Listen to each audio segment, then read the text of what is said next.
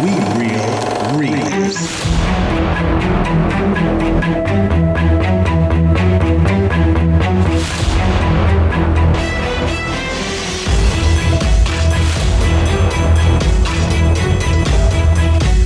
Welcome to We Real Reels, the monthly podcast where we review old movies to find out if they are as good as we remember, or if they make you long for the touch of death. Ooh, that's scary. This podcast does contain spoilers and we'll be discussing the movie. This is a mature content podcast, so be prepared for harsh language and awkward situations. All sound clips, music, and trailers are only used for review purposes and belong to their respective owners. I'm your host, Panda Brennan, and with me is a new member to the crew, sTeveasaurus Rex. There it is.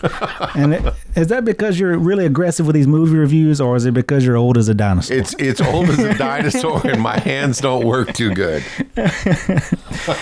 Now, guys, this is going to be a different review than our normal one. It's going to be a lot shorter because we're going to do a recent movie that had just come out, and we're just going to give you our take on it and tell you if you should go watch it or not. And this week's movie or month's movie, we don't know how often we're going to do this, is Nosferatu. I'm glad you can say it because I can never say it right. Yes. I say Nosferatu. Yes. Now, what I know about the original Nosferatu is that he was a Dracula knockoff. Well, let's take it back a little further since I am the dinosaur. So this was a silent movie, the first one that came out. I think it was like 1920s, and terrified audiences. Fucking terrified them. Think of it as a silent movie. You sometimes had a piano player in the theater, and then you read between clips what happened. And here's this guy that does not look anything like the one we saw in this newest movie. You know, he's the long stretched face, white, big nose, two huge fangs. Not like normal Dracula movies. We're talking like an inch long fangs. And that's how it started out. So it was a knockoff on the Dracula Bram Stoker story and vampire stories. And this one wasn't any different than that, right? I mean, it was basically... True. I don't know that they said Renfield in it, did they? I don't think so, but the actor who was in Renfield with Nicolas Cage was in this one. That's right. But I saw it yesterday, and my wife and I went and saw it, and it said masterpiece all over every trailer, every review. It's masterpiece. And about 30 minutes in, I thought masterpiece is shit. Because I was bored to death. Well, hold on. We'll get into it. But from what I remember or reading about Nosferatu is that he became more popular than Dracula back in the day. Oh, did he? Yeah, he became more popular than Dracula, even though he looked like, fear changes faces throughout generations. The Wicked Witch of the West. Whoa, did you come up with that? The Wicked Witch of the West used to be scary to some people. Yeah. And Nosferatu was terrifying back then. Absolutely. But looking back at that old image, like you said, the 2-inch fangs, like they were not regular canine position. They were the like two a beaver. Buck teeth. Yes. Yes. And he's this bald-headed dude. Yeah, with big pointy Mr. Spock ears. He'd be something that you could most definitely not fear in a dark alley, because he just looks like, he is kind of lanky, but looking at him, like, them teeth is like, come on. Knock him out. Yeah, come on, man. You got to go. You got to go. That's right. I agree. He didn't, but at the time, think about it. During Universal's reign of the classic monsters, Frankenstein scared the hell out of audiences. Phantom of the Opera, anything Lon Chaney did, anything Boris Karloff did, was all about scaring the heck out of people, because you got to think, they never saw anything like that. Never. There wasn't TV. They didn't have any of the things that we have now. And so that was something that had never been seen before. Only in your imagination. Here it was on the screen coming to life. So, look at King Kong. It doesn't look real at all. Everybody knows it's stop motion. It's like Rudolph the Red-Nosed Reindeer. Back then, hey, that looked cool. He looked like a giant gorilla. That was a masterpiece. Yeah, there you go. But now we're in 2024. Yep. 2025. 2025. First day. January 1st. Is the first day of 2025. But Nosferatu come out 2024, Christmas Day. Yeah. And I went to go see it. I didn't know what to expect. I did see all the great reviews of this and that. It was slow at points, but very loud. I don't know if it was just my theater. Wow, we're wrong. It was so loud. So here's funny, and I said to my wife, "Am I getting old, or was that at the lowest volume possible?" So we were at the theater here at the Roxy. Okay. And we couldn't hear. Neither of us can hear it. It was so quiet. I thought that there was a problem. And that's funny that you said that because it really took away from the movie. Yeah. It really took away. You know, because there's whispering scenes in it. There's a lot of the voice, and we'll get into that also of what's this guy's name? Bill Skarsgård did, which is getting tons of praise, which I could talk like that too. Same thing. But I couldn't hear a majority of the movie, and neither could she, and her hearing's fine. So it's funny that you said it was loud. Well, we've seen it in IMAX in the AMC theater, which has been it's a rich people redone. Theater. Yeah, it's a pretty nice theater, and it was so loud at scenes, man. Like scenes where like just the river going, it would vibrate the chairs and stuff. Not even close. And I'm like, oh my God. I almost thought, do I need to get hearing aids after I come out of this theater? It was terrible. That's interesting that you said that. Yeah, and it was very dark. I guess, it was just appropriate because there wasn't really electric lights back then. Yeah. A lot of candle lights, flame lights, but yeah, very, very dark. It's a period piece. 1838, Germany. And they really did a good job of making it dark and cold because that's what it was. It was dark and cold. So the setting was perfect. I did like the setting. There was one scene in the very beginning, though, that would kind of confuse me as our gentleman from Reinfeld, what's his name? Who is that? Nicholas Hoult? That sounds about right. Nicholas Hoult. Yeah. He's on his way to a meeting with his the realtor thing, and he's being blocked by some like horses and carriages. So he's like, "Oh, I'll just take a shortcut down this alley." Well, he takes the shortcut, but he goes straight into the building from the shortcut. Like, where was he going before? He was going straight, but it was blocked. So he turns left and just goes straight into that building. Like, that's where his that was kind of dumb. No. There was other stuff like that, like, I thought when they said, well, the story goes he has to go deliver a deed and get it signed to Count Orlok, which is Nosferatu. Yes, that's right. him. And so when they said, it's a 6-week trip. Oh, yeah, the guy telling him. And then he gets on a horse? And I thought, with a backpack? He's going on a journey. Yeah, I mean, he's been gone where's for years. The boat? where's something? Yeah, so I thought that was strange, that he's on a horse with a small backpack. Man, let me tell you something. If some old, balding, deranged-looking dude is giving me a mission, I'm about to ask him to get somebody else to do it, man, because this guy was crazy. He was like... And where was the carriage? Until the very end. I don't know. Yeah, but he gets sent out there. Yep. So he goes and he travels through and he finds this little rest stop right below the castle with a bunch of gypsies in there. And they are like, dancing, have a good time. They all come out and start laughing at him, man. It's weird stuff. But yeah, that was weird stuff. I thought... And then the guy comes out and he's like, "Oh, those damn gypsies! Yeah, he's like, get away from my inn!" Yeah. and then he goes in the inn and he gets his night sleep, which I don't know how he did that. Well, he woke up in the middle of the night and seen the naked girl. Yeah, I thought they were going to sacrifice a virgin to somebody, but she was just riding. The naked woman was riding the horse. Yep. They go into this grave where they're about to put a spike in just a random, I guess, somebody in the vampire graveyard. Yeah. And then. Soon as they're about to put that spike in there, our hero says, "No, don't do that." And they all turn around and look at him. Yeah. And then he wakes up, right? Yeah, he wakes up with muddy boots, like it did happen, but didn't. Yeah. That's filmmaking for you. I don't know. I wanted to see a little sacrifice or something in there. Yeah. But listen, hey, there was enough gross stuff in there. Oh, man. Renfield is always in a vampire Dracula style movies gross. In movies you'll see him eat bugs or eat, pick stuff off and eat them, and he's kind of like the blood, the Igor in the very much for Frankenstein's monster. And in this, he does a scene where I'm hoping it was CGI, but they did it so well. It's the pigeon scene. Oh, man. It's right there, and you see it go down real fast, and then he's on it. Yes. Thank goodness, because that pigeon was alive in his hand the whole time. And then the doctor's reaction, though, he's like, "Why did you do that, good sir?" Yeah. Like he's got a good explanation for it. no kidding. That was crazy. There was some real gross out scenes in this movie. Well done though. I don't think any of them looked bad. I think the blood. I don't know if you want to talk about this yet.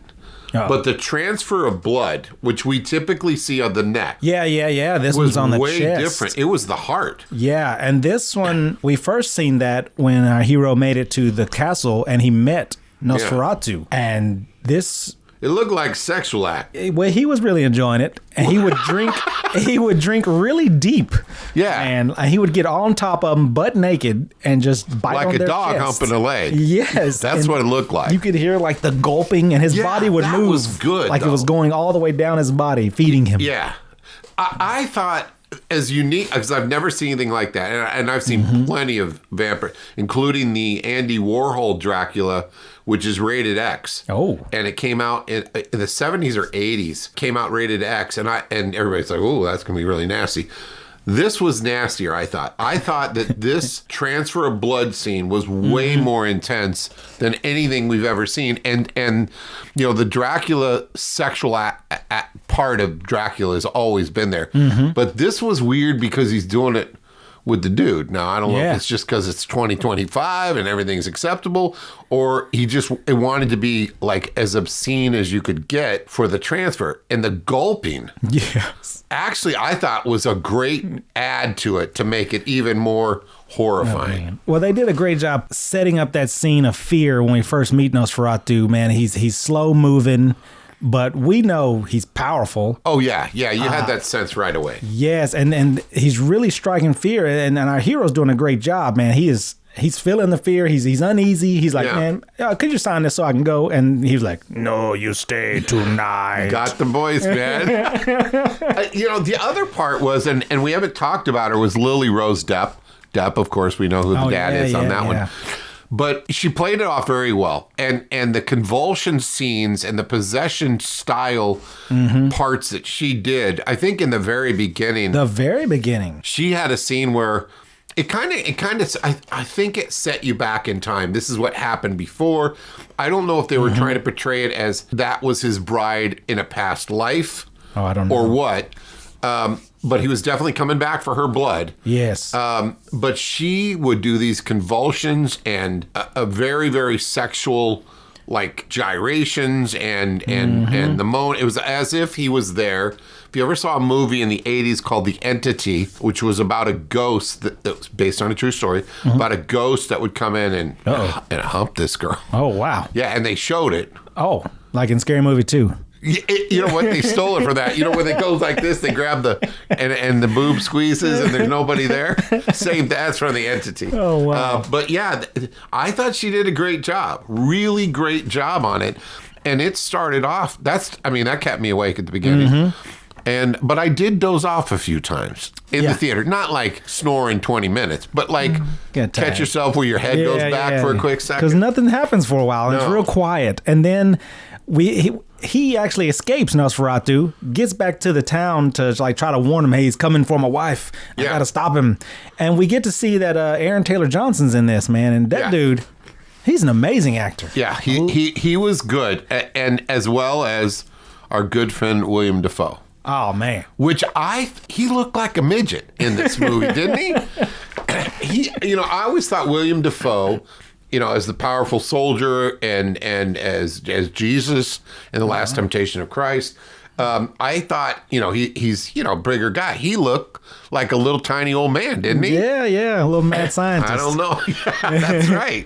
And he was actually a doctor, but he believed in the occult and supernatural stuff. And so they kind of banished him. Yeah. They banished him to he's this nutty old guy. Yeah, and our serious doctor, who's mainly about health concerns of the body, that dude, and he played that same role. Though he was just that dude bit that head off that pigeon. He was, good sir, why would you do that?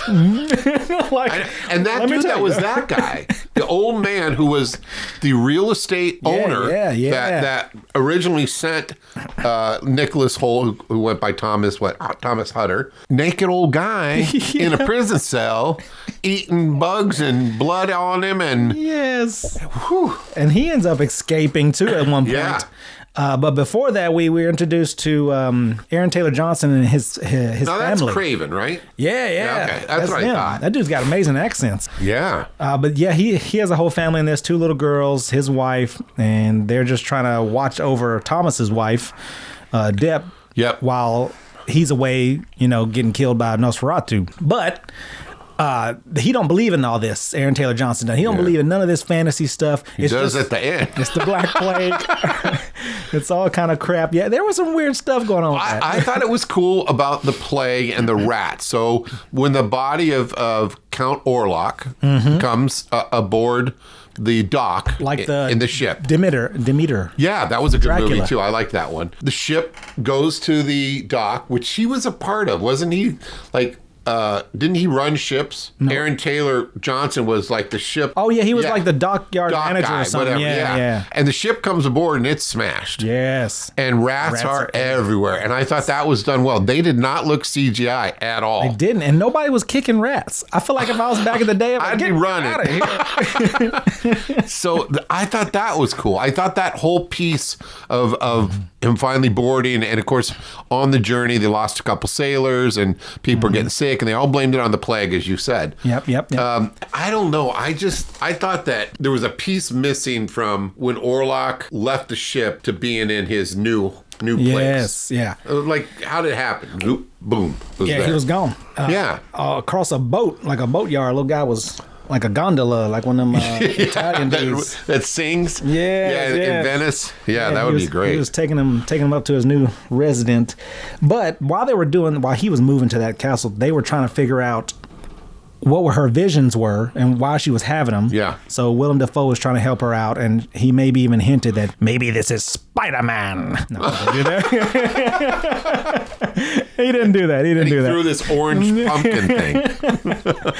Well, they're trying to figure that out, and then he actually comes to visit her one night, and she rejects him, and she says, leave me alone. I'm married now. Yeah. I'm with him, and he's like, well, I'm gonna give you 3 nights, and by then you're gonna be begging me to do what? Suck on you or something. To mount you. Yeah, she's like, whatever. Yeah. Well, next night comes, her friend gets the visions and starts getting a little crazy. Yeah. And then the following night 2, is when he kills the children? Yeah. Yeah, they start screaming in the room, which I thought was, wow, that was dark. I was like, God. I did too. I didn't expect that. Like, it pushed the boundaries of movies where you get, like, the 2 kids, you think, oh, well, he's going to scare them. Yeah.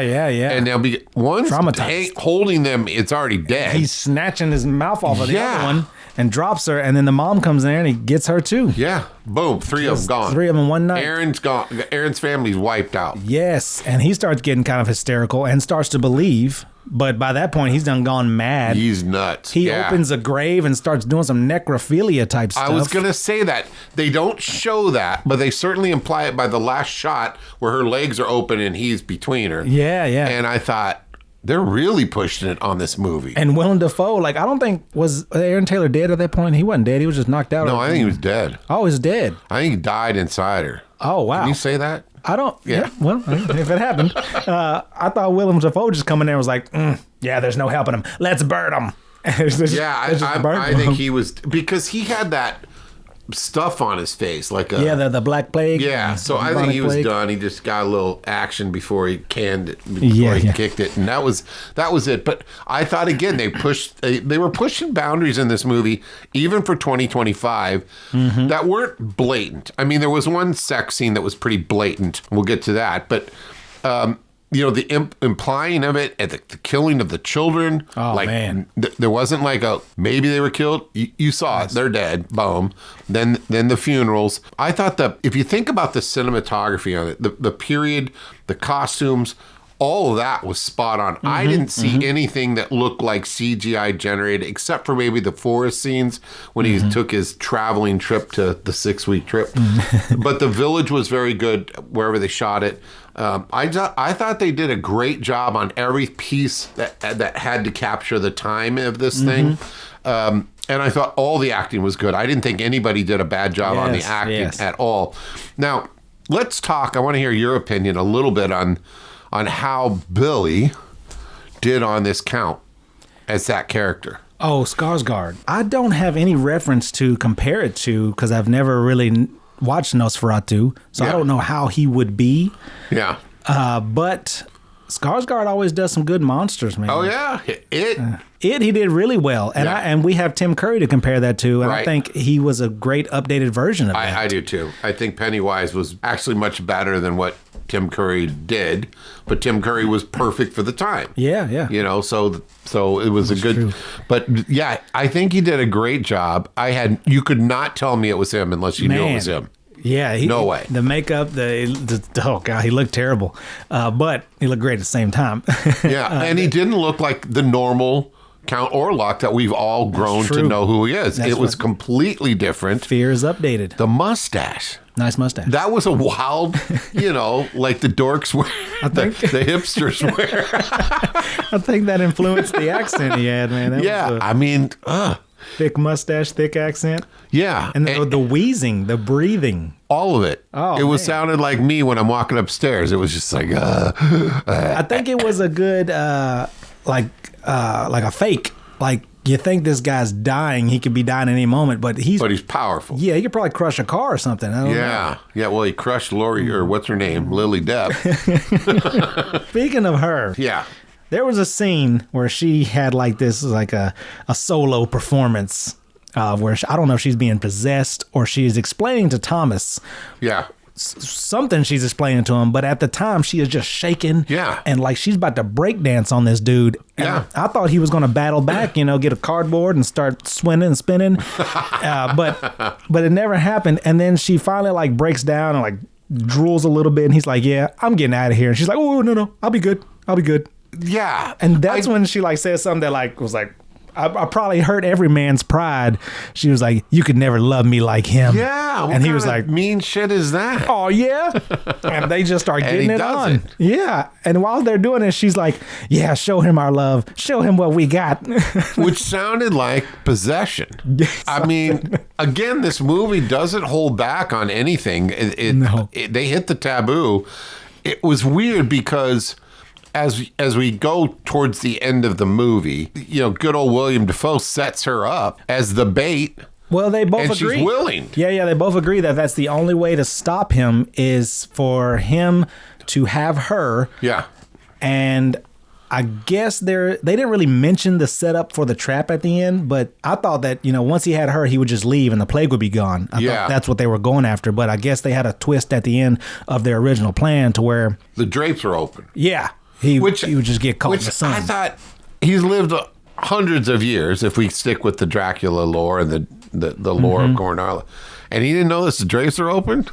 Well, maybe. I mean, come on. It's not that good. I was thinking maybe his castle was always in a clouded area, so in that old land. So in the new land, maybe he wasn't used to sunrise at a certain time. But you didn't feel your skin being burned off by the sun while you're on top of He did notice while he was Lily Rose sucking on her chest. He did notice something, and she's like, no, keep going. Yeah. And it caught him up, and he just screamed one good time. And it was done. Yeah. Now, let's talk about the makeup. I thought, again, we got a full nude body shot of him. He was so feeble. It was awesome. Yeah, you saw the deterioration, not like your typical vampire thing where they use the CGI and he turns to flames and is burned and then crumbles. Yeah, this was looked like a dehydrated, starving person at the end. You could see the hip on the pelvis, all that stuff, the spine, the grotesque skin. I thought that was pretty good, and the fact that she's, spoiler alert, dead too. Yeah. And just laying there. What an ending. What a wild trip that you took with this thing. Man. I thought they did a good job. I ended up going from masterpiece of shit to did I really like, how you come out of a movie and you kind of think about, was it a piece of shit or was it really good? And the more I thought about it and talked to my wife about it, was, it wasn't bad at all. It was actually enjoyable. I don't know that I'd watch it again. I don't think it's a repeater, but I do think that it was really, really well done. Very, very high quality. Yeah, good There production. was no cheap stuff. It was not a B movie. It's AAA top-notch movie with top-notch actors. I can't say anything that was wrong with it. In fact, I try to think, Where did they really, really blow it? There were some little things. Yeah. But I don't think there was anything that just was like, what the hell was that? Some of the things I didn't like were the story itself, with how they didn't know how to combat this thing. I mean, normally there's a place or somebody like Willem Dafoe's character that would be like... Wooden stakes. Yeah. He would have some solution or some kind of something to try. So I thought, I didn't like that. I don't like characters... kind of like Superman, that are just all powerful. But then they start giving Superman weaknesses like magic and kryptonite and all this other stuff. Yeah. So he became more vulnerable, and I started liking him more. And then it seems like this Ortho was just, he was unbeatable. All you had to do is, only thing that stopped him was sun. And I was like, come on, we could have done something else. Yeah, I mean, there was no mention of the traditional cross to scare him, or the holy water, or the wooden stake. Garlic, any of that stuff. And I thought I kind of liked that, because what really made the movies to me, again, is the transfer of blood. Not the traditional neck. And you notice that the first time old, what's his name? Thomas woke up? Yeah, woke up and had a bite on his chest. Yeah, he's like, beaver in here or something? What's going on? What's that? But, man, the gulping. Yes, they drink deep. I mean, think about when they were talking about this. You know what? Let's film this. Now, let's get some gulping turned up on the sound effects. And really gross people out, because it was disgusting in a good way, in a good horror movie way. I loved it. I love that. With part. That gulping sound, he should have been taking in a lot more blood. But these people were living like Thomas lived like 2 days out there getting sucked on, and then he finally jumped out the window. Well, that could happen. What about the part where they said she's got too much blood in her? Do you remember that part? I feel like that's just an old medical remedy. They used to use leeches to. That's right. I get on them. I didn't get where that even fit into the thing, because the blood's being drained. Yeah. I did think there were some parts like the doctor sticking the needle through her arm and saying, "Look, she'll feel no pain." Yeah, and they're like, "What are you doing?" He's like, "She'll be all right." Yeah. But overall, all the actors were good. The scenes were good. The cinematography was good. The script was good. It's not a repeater for me at all. Yeah. I wouldn't go back. And if you're bored, go watch it. I wouldn't say, oh, you got to go see this movie, which I still can't pronounce the damn thing. I would say that the theater experience, at least the AMC one I went to, made the movie better, but I wouldn't go see it in theaters. So that, wait till it comes out on. Yeah, I wouldn't waste a trip, guys. That's my opinion of it. I agree with you on that. Don't 100%. Go to the theaters. Wait till it comes out on Amazon or Netflix or whatever, and enjoy it then. Yeah. I don't think it's a movie-er. Yeah. You want to see a good movie? Go see Sonic 3. Now that was pretty good. Yeah, I tried Sonic 1. I'm too damn dinosaur old for that. Oh man. Well, you got anything else on this? No. I mean, listen, it was it's directed by Robert Eggers. It was released, as you said, December 25th.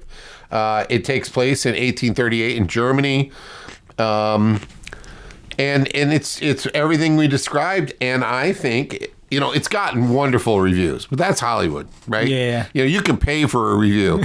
So, but everything was great. And I think you summed it up. Everything was great, but the story was just kind of okay, and that's okay. I mean, if it comes on digital and you're flipping through Netflix and it's on, check it out. Check it out. Don't break your back trying to find it though. Yeah, that's true, and that'll be it for us for our We Will Wheels short review. Yeah. So take our advice. Don't take our advice. I don't know. We're just here to let you know what we know. Yep. And that's it for us, guys. We'll see ya. Take care now. Keep on reeling.